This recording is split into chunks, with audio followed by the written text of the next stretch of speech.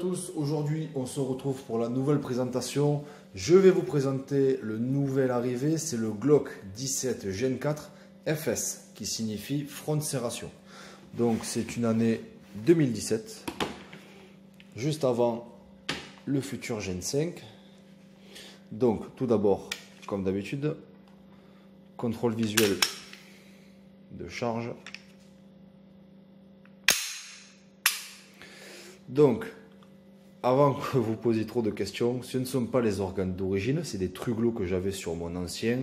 Je les ai fait directement changer une fois que je l'ai eu. Parce que par rapport à mes entraînements, etc., c'est vraiment pour moi l'idéal.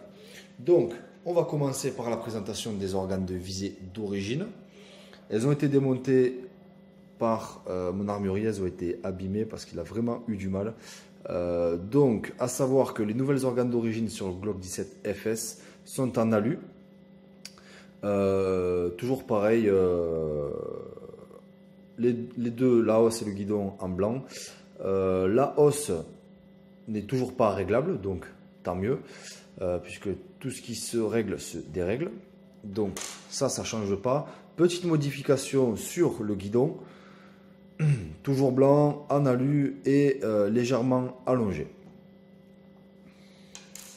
Ça, c'est la première modification.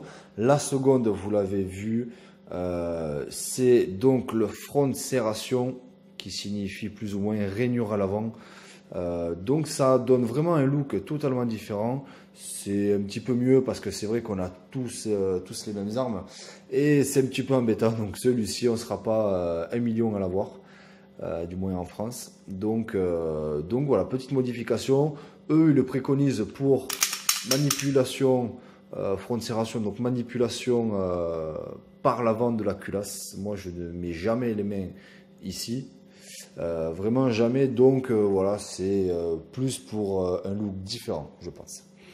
Et le troisième, c'est l'arrêtoir de culasse allongé, comme sur le Glock 34 par exemple.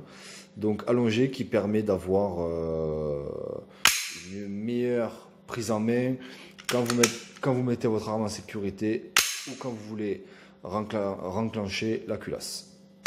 Donc ça, c'est vraiment un pur bonheur. Je m'en sers pas souvent parce que moi je fais toutes les manipulations retour de culasse manuel et sans le bouton.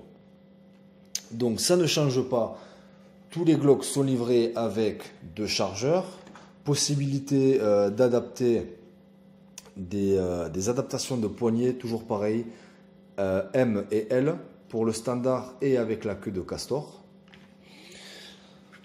Rien ne change, toujours le rail Picatinny sur l'avant, le grip reste le même, le bouton poussoir également. Je fais la comparaison par rapport au Glock 17 Gen 4.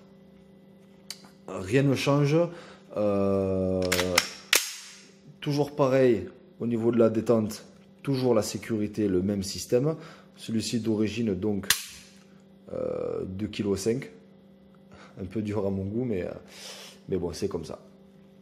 Je vais démonter, vous allez bien voir qu'il n'y a aucune modification, toujours le double ressort.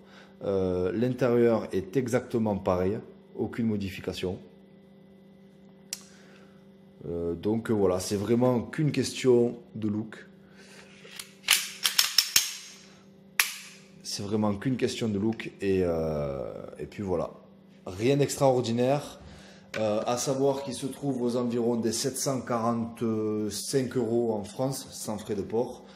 Moi, j'ai fait faire reprendre mon Glock 17 Gen 4. J'ai perdu un petit peu d'argent, mais je repars sur du neuf, sur du 2017. Et puis voilà, tout simplement. C'était un petit caprice.